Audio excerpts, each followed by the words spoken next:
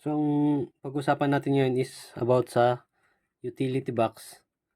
Sa utility box natin, dito natin nilalagay yung ating mga outlet at saka switch.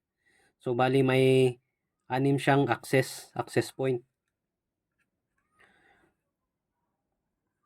So, yung access point is may cover, pwede mo siyang tanggalin kung saan banda yung gagamitin mo.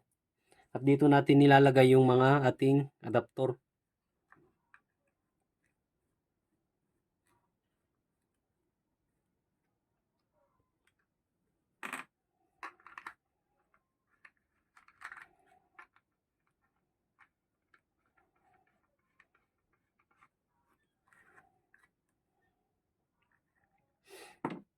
Ito namang junction box natin is ginagamit natin para sa mga splicing ng mga wire. So ito is ginagamit para sa splicing ng mga wire at dito din tayo nagko-connect ng mga wire papuntang ilaw, switch at saka outlet natin. So bali may apat siyang access. Isa dito, tsaka isa dito, isa rin dito. Ito ang tinatawag nating junction box.